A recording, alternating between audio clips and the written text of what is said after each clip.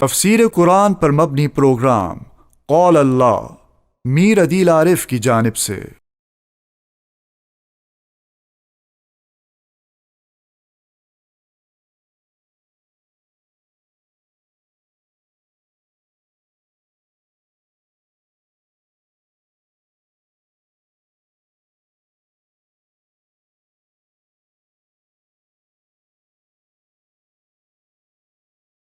بسم اللہ الرحمن الرحیم۔ پروگرام قال اللہ میں آج ہم انشاءاللہ سورہ نجم کا تیسرا رکوع ترجمے اور تفسیر کے ساتھ پڑھیں گے۔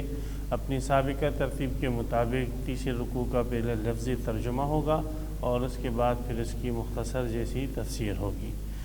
اعوذ باللہ من الشیطان الرجیم، بسم اللہ الرحمن الرحیم۔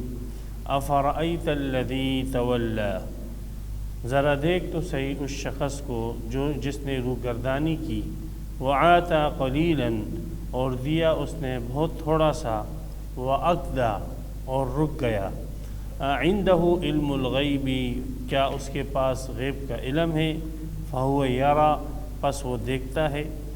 أَمْ لَمْ يُنَبَّأْ بِمَا فِي صُحُفِ مُوسَىٰ، کیا اسے باخبر نہیں کیا گیا اس کے ساتھ جو موسیٰ علیہ السلام کے صحیفوں میں تھا، وَإِبْرَاهِيمَ، اور اس کے ساتھ جو ابراہیم کے صحیفوں میں تھا، الذی وفا، وہ ابراہیم جس نے اللہ کے ساتھ وفاداری کی۔ اللہ تزر وازرۃ، کہ کوئی بوجھ اٹھانے والا بوجھ نہیں اٹھائے گا، وزر اخرى، دوسرے کا بوجھ۔ وان لیس للانسان، اور یہ کہ نہیں ہے کسی بھی انسان کے لیے، الا ما سعی، مگر وہی جو اس نے کوشش کی۔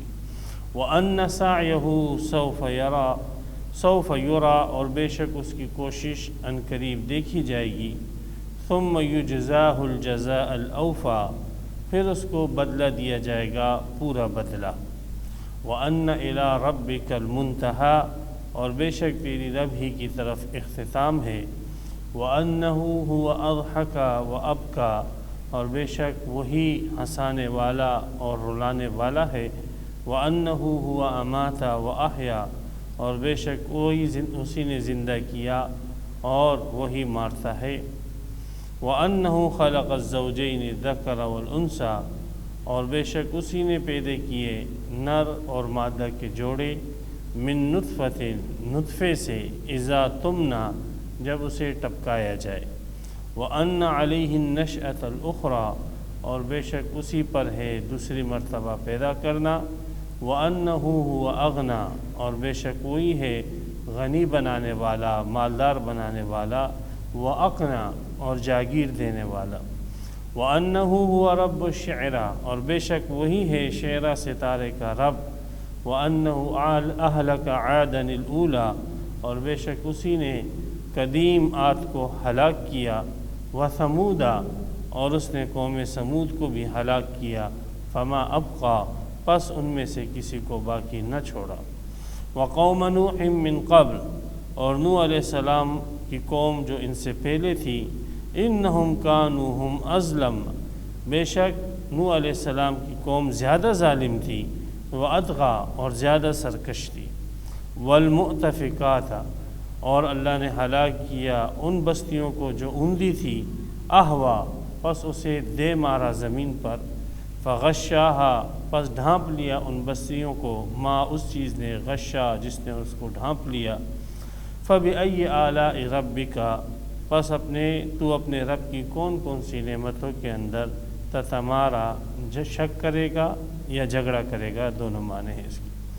ھذا نذیر، یہ ایک ڈرانے والا ہے، من النذر الاولیٰ، پہلے ڈرانے والوں میں سے۔ ازفت الآزفۃ، قریب آنے والی قریب آ چکی ہے۔ لیس لہا من دون اللہ کاشفہ، نہیں ہے اس کے لیے اللہ کے ماں سوا کوئی کھولنے والا۔ افمن ھذا الحدیث تعجبون، کیا تم اس بات کے اوپر تعجب کرتے ہو؟ وتضحکون ولا تبکون، اور تم ہنستے ہو اور روتے نہیں ہو۔ وانتم صامدون، اور تم لہویات کے اندر مبتلا رہتے ہو۔ فاسجدوا للہ واعبدوا، سو اللہ ہی کی اطاعت فرما برداری کرو اور اللہ ہی کی عبادت کرو۔ یہاں پر سورہ نجم بھی مکمل ہوئی اور اس کا تیسرا رکوع بھی مکمل ہو گیا۔ افرأیت الذی تولی سے پہلے اللہ تبارک و تعالیٰ نے اہل ایمان کا ذکر کیا تھا کہ اللہ تبارک و تعالیٰ اہل ایمان کو اچھا بدلہ عطا فرمائیں گے، اور اہل ایمان وہ ہے کہ جو کبیرہ گناہوں سے اپنے آپ کو بچاتے ہیں، بے حیائی سے بچاتے ہیں۔ ہاں یہ ہے کہ اگر کبھی کبھار کوئی چھوٹا گناہ ہو جائے تو اللہ تعالیٰ سے وہ درخواست کرتے ہیں، توبہ کی استغفار کرتے ہیں، اللہ ان کی گناہوں کو معاف فرما دیتے ہیں۔ تو یہ ایک جماعت کا ذکر ہوا۔ اب یہ دوسری جماعت جو کافروں کی جماعت ہے۔ افرأیت الذی تولی وآتی قلیلا وأکدی، اس کی دو تعویلیں ہیں۔ ایک تعویل اس کی ابو منصور ماتوریدی رحمۃ اللہ علیہ نے اپنی تفسیر میں کی ہے۔ انہوں نے اس کے معنی یہ بتلائے ہیں کہ ذرا دیکھ تو صحیح، اسلام سے روکنے کے لیے ان لوگوں کی کوششوں کو، کہ اس شخص کو دیکھ تولی جس نے اسلام کو قبول کرنے سے اعراض کیا، اسلام کو تسلیم کرنے سے اعراض کیا، اور پھر اور لوگوں کو بھی اسلام سے روکنے کے لیے آتا، کچھ مال بھی خرچ کرتا ہے، کمزور جو نئے مسلمان ہوتے ہیں ان کو اسلام سے بہکانے کے لیے، یا جو لوگ اسلام کی طرف مائل ہوتے ہیں ان کو اسلام سے روکنے کے لیے یہ مال بھی خرچ کرتے ہیں، لیکن قلیلاً تھوڑا سا مال خرچ کرتے ہیں، وأکدی، اور پھر اس مال کے خرچ سے بھی اپنے آپ کو روک دیتے ہیں۔ تو ایک تو اس کے یہ معنی ہو گئے کہ کافروں کی اسلام کے خلاف اور مسلمانوں کے خلاف جد و جہد بتلائی جا رہی ہے کہ اسلام اور مسلمانوں کے خلاف کافر جو ہے ان کی کوشش یہی ہوتی ہے کہ کسی بھی طریقے سے لوگوں کو اسلام سے روک دیا جائے، خواہ مال خرچ کرنا پڑے، اور مال وہ خرچ کرتے بھی ہیں لیکن تھوڑا بہت مال خرچ کرتے ہیں، زیادہ مال خرچ نہیں کرتے، اس لیے کہ مال کی محبت ان کے رگ و پے کے اندر بسی ہوئی ہے۔ تو یہ ابو منصور ماتوریدی رحمۃ اللہ علیہ کی تفسیر اور تعویل ہے۔ دوسرے معنی اس کے وہ ہیں جو عام مفسرین نے اس کے شان نزول کو سامنے رکھ کر کیے ہیں۔ اس کے شان نزول یوں ہے کہ ہے ولید بن مغیرہ ایک شخص تھا، مشرکین مکہ کا سردار تھا، اور یہ ایسا شخص ہے کہ جس کے حالات کو اللہ نے متعدد صورتوں میں ذکر کیا ہے، سورہ مدثر میں، سورہ قلم کے اندر، اور یہاں پر بھی، اس لیے کہ اس شخص کی جو صفات ہیں وہ عام طور پر ایک شخص کی صفات ہوتی ہے جو اسلام کی طرف مائل ہوتا ہے اور پھر رک جاتا ہے اپنے حالات کی وجہ سے، اور اسلام کی چیزوں کو حق تسلیم کرتے ہوئے مفادات کی وجہ سے جو ہے وہ اسلام سے رک جاتا ہے۔ تو یہ چونکہ ایک ایسا کردار ہے جو معاشرے کے اندر بہت پھیلا ہوا ہے، اس لیے ولید بن مغیرہ جیسے کردار کو اللہ تعالیٰ نے ان صورتوں کے اندر بیان فرمایا۔ تو ولید بن مغیرہ یہ اسلام کی طرف مائل ہو گئے تھے اور قریب تک یہ مسلمان ہو جاتے۔ اس کے ایک دوست کو اطلاع ملی کہ ولید بن مغیرہ تو اسلام کی طرف مائل ہو رہے ہیں، تو وہ ان کے پاس آئے اور کہا میں نے سنا ہے آپ اسلام قبول کرنے والے ہو؟ تو انہوں نے کہا کہ جی ہاں میں اسلام قبول کرنے والا ہوں۔ تو انہوں نے کہا آپ اسلام قبول نہ کریں، آپ اسلام کیوں قبول کر رہے ہو، اپنے باپ دادا کا مذہب کیوں چھوڑ رہے ہو؟ تو ولید بن مغیرہ نے کہا کہ مجھے آخرت کا ڈر ہے بہت زیادہ، محمد صلی اللہ علیہ وسلم جو آخرت اور اس کے عذابات کو بیان فرماتے ہیں تو اس کا مجھے بہت زیادہ اس سے ڈر لگ رہا ہے، لہذا اس وجہ سے میں ایمان لانا چاہتا ہوں اور مسلمان ہونا چاہتا ہوں۔ تو اس کے ساتھی نے، اس کے دوست نے اسے کہا کہ اچھا آخرت کے ڈر سے آپ ایمان لانا چاہتے ہو تو آپ وہ میرے ساتھ ایک معاملہ کر لو کہ آپ ایمان نہ لاؤ، اور ایمان نہ لانے کی وجہ سے آپ کی آخرت کی جتنی تکلیفیں ہوگی، پریشانیاں ہوگی، مصیبتیں ہوگی، وہ سب میری گردن پر اور وہ میرے ذمہ ہیں، اور وہ تمام کی تمام تکلیفیں آخرت کی میں برداشت کروں گا، لیکن یہ کہ آپ اسلام نہ لاؤ۔ ہاں ایک کام یہ کرو کہ چونکہ میں آپ کی اتنی بڑی ذمہ داری اپنے سر پہ اٹھا رہا ہوں تو آپ پھر کچھ نہ کچھ خرچہ مجھے منتھلی، مہینے کے اندر جو ہے وہ دے دیا کرو۔ تو یہ معاہدہ ان کا ہوا، اور اس شخص نے ولید بن مغیرہ کی آخرت کے عذاب کو اپنے سر پر لیا، اور ولید بن مغیرہ نے اس کو کچھ پیسے دے دیے۔ پھر دوسرے مہینے مزید تھوڑے بہت پیسے دیے، تیسرے مہینے جو ہے ولید بن مغیرہ نے پیسے دینا بند کر دیے۔ تو اس کا ذکر اس آیت میں ہے کہ دیکھو تو صحیح ذرا اس شخص کو تولا جو اسلام سے پھرا، یعنی اسلام لانا چاہتا تھا، اور پھر جب اس کو کسی نے یہ مشورہ دیا کہ اسلام نہ لاؤ، ہم آپ کے عذاب کو برداشت کر لیں گے، تو اسلام لانے سے پھر گیا۔ وَآتَى قَلِيلًا، اور پھر اس میں جو معاہدہ اس نے کیا تھا کہ پیسے دوں گا، تھوڑے پیسے دیے۔ وَأَقْدَى، اور پھر پیسے دینے سے رک گیا۔ اقدا قدیہ سے ماخوذ ہے۔ قدیہ کہتے ہیں اس پتھر کو جو کھدائی کے دوران نکل آئے اور اتنا سخت پتھر ہو کہ جس کی وجہ سے پھر کھدائی کا سلسلہ روکنا پڑے۔ لوگ کھدائی کر رہے ہیں اور کنواں کھودنا چاہ رہے ہیں، کوئی گھڑا کھودنا چاہ رہے ہیں، پھر آگے جا کر ایک ایسا سخت پتھر اور چٹان نکل آئے کہ جس کو کھودنا پھر اوزار سے ممکن نہ ہو، تو وہاں پر پھر وہ کھدائی چھوڑ دیتے ہیں۔ ایسے پتھر کو قدیہ کہتے ہیں، اور اس سے باب افعال لے کر آئیں اقدا کہ کام سے رک جانا، یہ کنایہ ہو گیا کسی کام کو کرتے ہوئے پھر کام کو چھوڑ دینا۔ عندہ علم الغیب فہو یرا، اللہ فرماتے ہیں کیا اس شخص کے پاس غیب کا علم ہے کہ وہ دیکھ رہا ہے کہ میرا یہ رویہ اور یہ طریقہ کار مجھے عذاب سے بچا دے گا۔ مرنے کے بعد کی جو زندگی اور حالات ہیں تو غیب کی چیزیں ہیں، قیامت کے دن کیا چیز فائدے دے گی اور کیا چیز نقصان دے گی، کون کس کا بوجھ اٹھائے گا، نہیں اٹھا سکتا ہے، کوئی کسی کی سفارش کر سکتا ہے، نہیں کر سکتا ہے، قیامت کی سارے حالات جو ہے وہ تو پردے غیب کے اندر ہیں، اور غیب کا علم صرف ایک اللہ کے پاس ہے، اور اللہ اپنے رسولوں کے ذریعے سے اہل ایمان کو غیب کی خبریں پہنچاتا ہے، غیب کی خبریں دیتا ہے۔ رسولوں کے ذریعے سے مسلمانوں کو قیامت کے بہت سارے حالات اللہ تعالیٰ نے بتلائے ہیں، لیکن ان حالات کے اندر اللہ نے یہ بھی بتلایا ہے کہ قیامت کے دن کوئی شخص دوسرے شخص کا گناہ اپنے سر پہ نہیں اٹھائے گا۔ تو اللہ تعالیٰ کا علم تو یہ ہے، غیب کے اندر تو یہ بات مقرر ہے کہ کوئی شخص دوسرے کا گناہ نہیں اٹھائے گا، تو ان لوگوں کو کہاں سے اس بات کا علم حاصل ہوا کہ یہ معاملہ کرنے سے، پیسوں کا اس قسم کا لین دین کرنے سے ایک آدمی دوسرے کے گناہ اور کفر کا بوجھ اپنے سر پر اٹھا لے گا؟ تو آئندہ حمزہ استفہام تعجب کے لیے، کیا اس کے پاس غیب کا علم ہے؟ فہو یرا، کہ وہ دیکھ رہا ہے۔ ام لم ینبأ بما فی صحف موسیٰ، اس کے پاس اگر قرآن کو نہیں مانتا تو کم از کم سابقہ جو کتابیں ہیں، اگر یہ سابقہ کتابوں کا علم ہی حاصل کر لیتا تو کم از کم انہی سے اس کو پتہ لگ جاتا، اس لیے کہ سابقہ کتابوں میں اگرچہ تعریفات ہو چکی ہیں، لیکن اس کے باوجود اس کے اندر بہت سارے مضامین ایسے ہیں جو من جانب اللہ ہیں، تو اگر یہ سابقہ کتابوں کا مطالعہ بھی کرتا تو بھی اس کو یہ پتہ لگ جاتا ہے کہ اس کا یہ معاملہ یہ غلط ہے، درست نہیں ہے۔ اس لیے کہ سابقہ کتابیں جیسے موسیٰ علیہ السلام، ابراہیم علیہ السلام، عیسیٰ علیہ السلام، داؤد علیہ السلام پر اتاری گئی تھی، تو ان کتابوں کے اندر بھی یہی بات بتلائی گئی تھی کہ کوئی شخص دوسرے کا گناہ اپنے سر نہیں اٹھا سکتا، کوئی شخص کسی کا کفر اپنے ذمہ نہیں لے سکتا۔ تو فرمایا ام لم ینبأ بما فی صحف موسیٰ، کیا اس کو نہیں بتلایا گیا، خبر نہیں دی گئی اس کے ساتھ جو موسیٰ کے صحیفوں میں ہے؟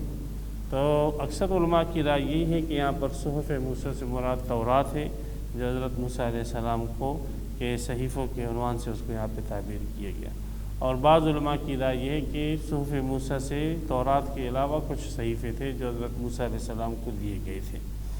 وَإِبْرَاہِیمَ، اور کیا ان کو خبر نہیں پہنچی؟ ایسے تو کہتے رہتے ہیں کہ ابراہیم کے دین پر ہیں ہم، اور ابراہیم کے ہم اولاد میں سے اور ابراہیم کی ملت میں سے، تو کیا ان کو ابراہیم علیہ السلام کے صحیفوں کی یہ اطلاع نہیں پہنچی؟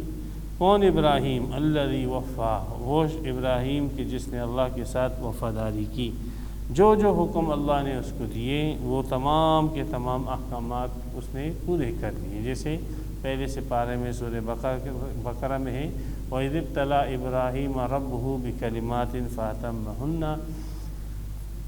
اللہ تبارک و تعالیٰ نے ابراہیم علیہ السلام کا امتحان لیا متعدد انداز سے، متعدد طریقوں سے، اور تمام امتحانات میں ابراہیم علیہ السلام کامیاب ہو گئے۔ ابراہیم علیہ السلام کو حکم ہوا کہ اپنی گھر والوں کو اور شیرخوار بچے کو صحرا اور جنگل میں چھوڑ دو، تو وہاں پر انہوں نے جا کر اپنے گھر والوں کو، اپنے اہل و عیال کو جنگل میں چھوڑ دیا۔ ابراہیم علیہ السلام کو حکم ہوا کہ اپنے جوان بیٹے کی گردن پر چھری پھیرو، انہوں نے ان کی گردن پر چھری پھیری، ابراہیم کو حکم ہوا اپنے آپ کو آگ میں ڈال، تو اس نے اپنے آپ کو آگ میں ڈالا۔ ابراہیم علیہ السلام کو حکم ہوا اپنا آبائی علاقہ چھوڑ دو، انہوں نے اپنا آبائی علاقہ چھوڑ دیا۔ ابراہیم کو حکم ہوا حکومت وقت کے ساتھ آپ ٹکراؤ، وہ حکومت وقت کے ساتھ ٹکرائے، خاندان کے ساتھ ٹکرائے اور اپنے معاشرے کے ساتھ ٹکرائے۔ تو ابراہیم علیہ السلام کو جو جو بھی حکم ہوتا گیا، ابراہیم علیہ السلام وہ حکم پورا کرتے گئے۔ تو اس لیے ابراہیم علیہ السلام کو یہاں پر وفادار کا لقب دیا اللہ تعالیٰ نے، کہ ابراہیم علیہ السلام وفادار تھے۔ وَإِبْرَاهِيمَ الَّذِي وَفَّى کے ایک تفسیر جو ہے ایک روایت میں یہ بھی آئی ہے کہ ابراہیم علیہ السلام کی جو من جملہ اور وفاداریوں میں سے ایک وفاداری یہ بھی تھی کہ ابراہیم علیہ السلام صبح اشراق کے وقت 4 رکعت نماز پڑھا کرتے تھے۔ تو ابراہیم علیہ السلام کی وفاداریوں میں یہ بھی تھی کہ یہ چیز عبادت میں ان کے اوپر لازم تھی، تو انہوں نے اس کو پورا کیا۔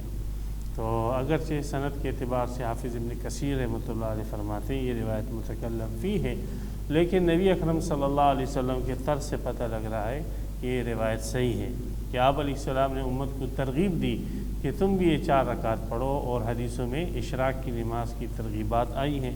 آپ علیہ السلام نے فرمایا کہ اللہ تبارک و تعالیٰ نے فرمایا کہ جو شخص صبح اشراق کے وقت 4 رکعت پڑھ لیتا ہے تو میں پورے دن کے لیے اس کے تمام مسائل کے لیے اس کے لیے کافی ہو جاتا ہوں، اس کے تمام مسائل کا میں ذمہ دار بن جاتا ہوں، اور اس کے تمام حاجتیں اور ضرورتیں میں پوری کرتا ہوں۔ اسی طرح آپ علیہ السلام نے ترغیب دی کہ جو شخص فجر کے بعد بیٹھا اشراق تک اور پھر اس نے اشراق کی نماز پڑھی تو اللہ تبارک و تعالیٰ اس کو حج تام اور عمرہ تام کا ثواب عطا فرماتے ہیں۔ حج تام اور عمرہ تام کا ثواب عطا فرماتے ہیں۔ 3 مرتبہ آپ علیہ السلام نے فرمایا، تو ایک حج اور ایک عمرے کا ثواب، اور اس کے اوپر کتنے پیسے لگتے ہیں تو ہم سب جانتے ہیں کہ اس کے اوپر لاکھوں روپے لگ جاتے ہیں۔ تو یہ ترغیبات دی آپ علیہ السلام نے اشراق کی نماز کی، تو اس سے پتہ لگ رہا کہ ابراہیم علیہ السلام کی چونکہ ملت کے حکم آیا تھا وَاتَّبِعْ مِلَّةَ إِبْرَاهِيمَ حَنِيفًا، ابراہیم علیہ السلام کی ملت کی پیروی کرو، تو آپ علیہ السلام کی ان تاکیدات سے پتہ لگ رہا ہے کہ ابراہیم علیہ السلام کی ملت کے اندر یہ بھی تھا کہ وہ اشراق کے وقت 4 رکعت نماز پڑھا کرتے تھے۔ تو بہرحال ابراہیم علیہ السلام نے جتنے بھی احکامات تھے پورا کیے، خواہ وہ نماز کے ہو، خواہ وہ کسی بھی قسم کی قربانی کی ہو، اس لیے اللہ تعالیٰ نے ابراہیم علیہ السلام کو وفادار قرار دیا۔ ابراہیم وفادار تھا، اور تم جو اپنے آپ کو ابراہیم کی اولاد کہتے ہو تم وفادار نہیں ہو، تم تو غدار ہو، کھاتے اللہ کا ہو، پیتے اللہ کا ہو، رہتے اللہ کی جگہ پر ہو اور اللہ کے ساتھ شرک کرتے ہو، تم اس وفادار جو ہے باپ کی اولاد نہیں ہو۔ اللہ تزر وازرۃ وزر اخری، یہ تعلیمات شروع ہوئی صحف موسیٰ اور صحف ابراہیم کے اندر یہ تعلیمات تھی۔ تو جن حضرات نے یہ رائے دی کہ صحف موسیٰ تورات کے علاوہ تھی، تو وہ وجہ یہ بیان کرتے ہیں اس کے اوپر دلیل کی یہ جو آیات ہے، یہ آیات جو ہے وہ تورات کے اندر موجود نہیں ہیں۔ اس سے پتہ لگا کہ صحف ابراہیم الگ، صحف موسیٰ الگ چیز ہے اور تورات الگ چیز ہے، لیکن بہرحال یہ کوئی ایسی وزنی بات نہیں ہے، اس لیے کہ صحف موسیٰ کے اندر بہت ساری تبدیلیاں اور تحریفات ہو چکی ہیں، اور بہت سارے ایسے حالات ان کے اوپر آئے کہ جس کی وجہ سے تورات پوری کی پوری محفوظ بھی نہ رہ پائی تھی۔ تو حضرت ابراہیم علیہ السلام اور موسیٰ علیہ السلام کے صحیفوں میں جو اللہ تعالیٰ نے احکامات بھیجے تھے، ان میں سے ایک حکم یہ تھا کہ لا تزر وازرۃ وزر اخری، کوئی بوجھ اٹھانے والا، گناہ کا بوجھ اٹھانے والا کوئی دوسرے کا بوجھ نہیں اٹھائے گا۔ کوئی گناہگار جو ہے اس کا کوئی بوجھ اٹھا لے، ایسا نہیں ہو سکتا۔ تو کوئی بھی بوجھل شخص، اس گناہوں سے لدا پدا بندہ اگر کوئی دوسرا آتا ہے اور کہتا ہے کہ وہ گناہ میرے سر پہ ڈال دو، تو ایسا نہیں ہو سکتا، اور یہ اللہ تعالیٰ کے قانون کے خلاف ہے۔ سورہ فاطر کے اندر بھی اس مضمون کو بیان کیا گیا، وَإِن تَدْعُ مُثْقَلَهَا، اگر بوجھل گناہوں سے بھرا ہوا آدمی جو ہے وہ لوگوں کو بلائے اور لوگوں کو کہے کہ آ جاؤ اور میرے اس گناہوں کو تم اپنے ذمہ لے لو، تو فرمایا کہ یہ سورہ فاطر کے اندر ہے وَلَا تَزِرُ وَازِرَةٌ وَلَا تَزِرُ وَازِرَةٌ وِزْرَ أُخْرَى وَإِن تَدْعُ مُثْقَلَةٌ إِلَىٰ حِمْلِهَا لَا يُحْمَلْ مِنْهُ شَيْئٌ وَلَوْ كَانَ ذَا قُرْبَىٰ، اگرچہ رشتہ دار کیوں نہ ہو، تو بھی ایک دوسرے کا بوجھ وہ نہیں اٹھائے گی۔ تو یہ قاعدہ ہو گیا۔ تو جب یہ قاعدہ تمام کتابوں کے اندر ہے اور قرآن کے اندر بھی اس قاعدے کو متعدد جگہوں پر اللہ تعالیٰ نے بیان فرمایا ہے، جیسے سورہ اسراء کے اندر بھی اللہ تعالیٰ نے اس قاعدے کو بیان فرمایا ہے۔ سورہ اسراء کے دوسرے رکوع کے اندر اللہ تعالیٰ اس قاعدے کو بیان فرماتے ہیں۔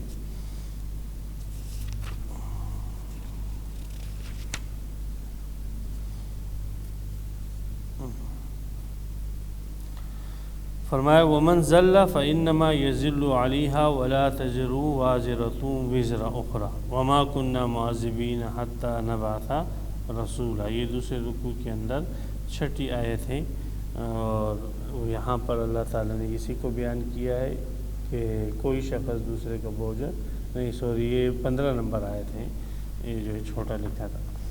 تو قرآن کا بھی یہی اصول ہے، اور دیگر شریعتوں کے اندر بھی یہ اتفاقی اصول ہے کہ ایک آدمی دوسرے کا بوجھ اپنے ذمہ نہیں اٹھا سکتا ہے۔ سورہ عنکبوت کے اندر بھی اس مضمون کو بیان کیا گیا۔ تو یہ نہیں ہو سکتا کہ کوئی شخص کہے یا اللہ ان جہنمیوں کا جتنا بھی عذاب ہے میں اپنے ذمہ لیتا ہوں، یا ان کا جتنا کفر ہے ان سب کا عذاب آپ مجھے دے دیں اور ان سب جہنمیوں کو آپ نجات دے دیں۔ ایسا نہیں ہوگا، کوئی شخص دوسرے کا گناہ کا بوجھ اپنے اوپر نہیں اٹھا سکتے۔ یہ قاعدہ ہے۔ اسی قاعدے کی وجہ سے نبی اکرم صلی اللہ علیہ وسلم نے یہ احکامات جزیہ جو ہے اسی قاعدے سے استنباط فرمائے۔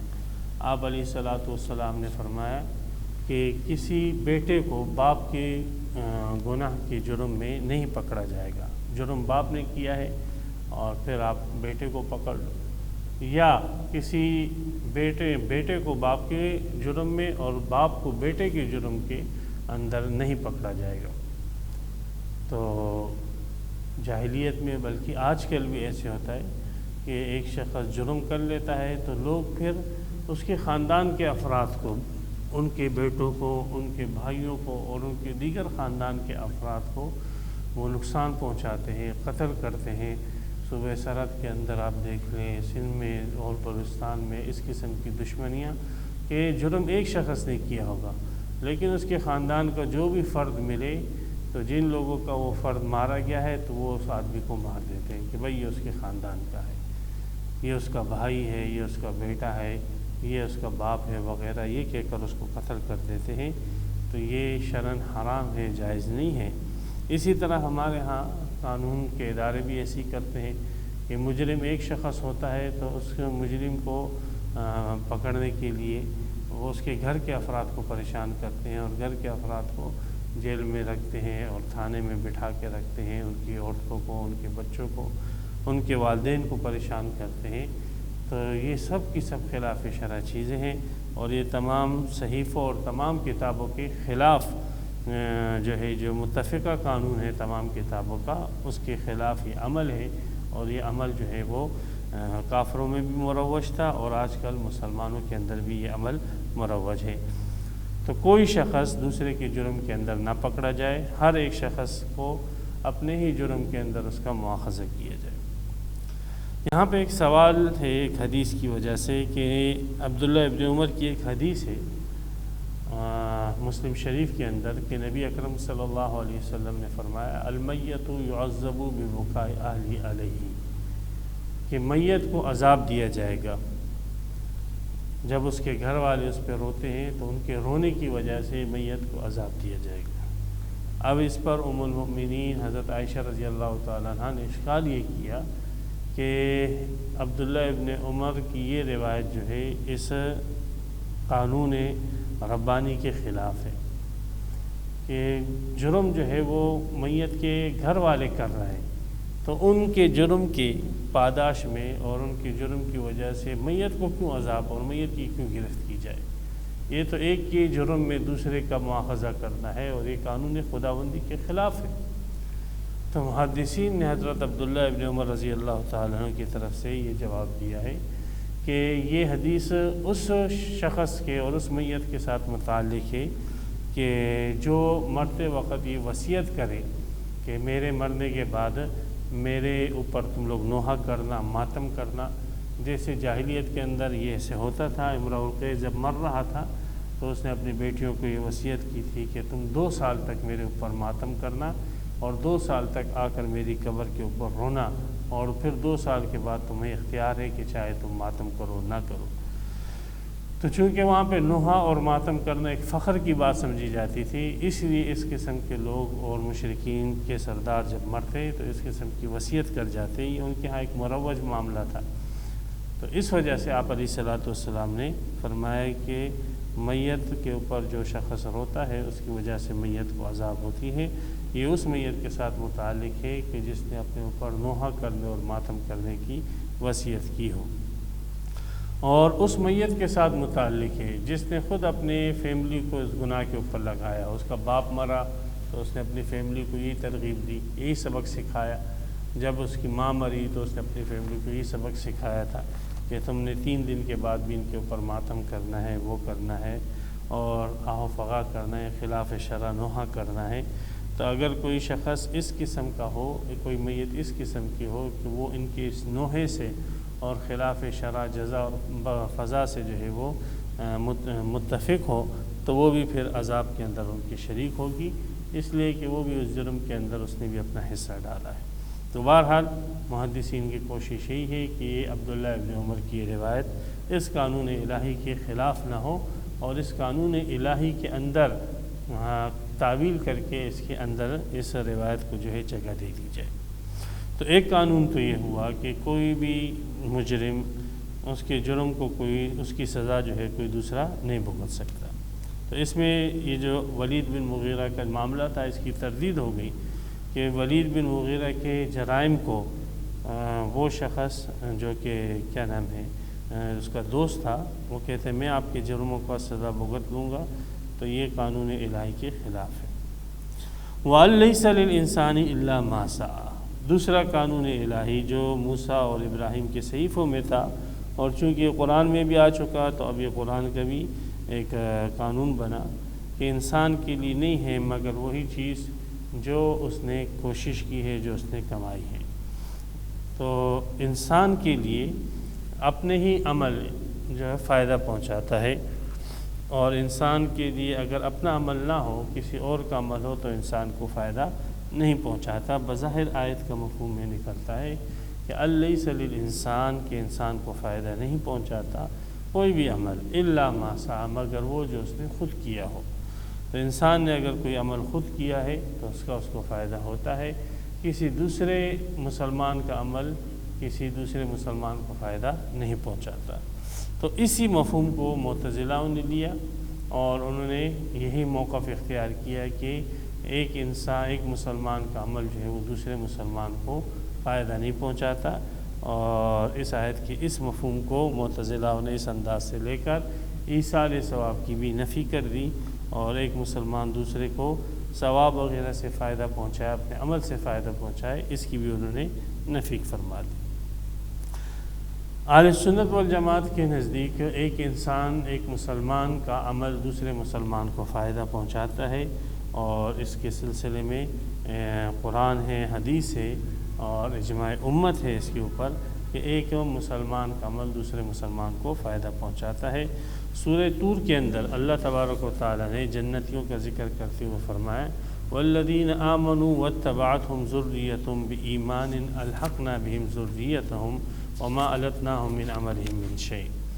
سورہ طور کی یہ آیت ہے، اور اس آیت میں اللہ تبارک و تعالیٰ نے فرمایا کہ اہل ایمان کی اولاد کو جو عمل میں ان سے کمتر ہوگے، ان اہل ایمان کی برکت سے ہم ان کمتر عمل والے اولاد کو بھی ان اہل ایمان کے ساتھ ملا دیں گے۔ تو دیکھو، عمل تو اہل ایمان نے کیا تھا، لیکن اس کا فائدہ آخرت کے اندر ان کی آل اور اولاد کو بھی ملا۔ اسی طرح سورہ انفال کی آیت ہے، سورہ انفال میں اللہ تبارک و تعالیٰ فرماتے ہیں وَمَا كَانَ اللَّهُ لِيُعَذِّبَهُمْ وَأَنْتَ فِيهِمْ وَمَا كَانَ اللَّهُ مُعَذِّبَهُمْ وَهُمْ يَسْتَغْفِرُونَ، کہ اے محمد صلی اللہ علیہ وسلم جب تک آپ ان میں ہو تو آپ کا ہونا ان کے اندر یہ اس بات کے لیے رکاوٹ بن رہا ہے کہ اللہ کا عذاب ان پر آئے۔ تفسیر قرآن پر مبنی پروگرام قول اللہ میر عدیل عارف کی جانب سے۔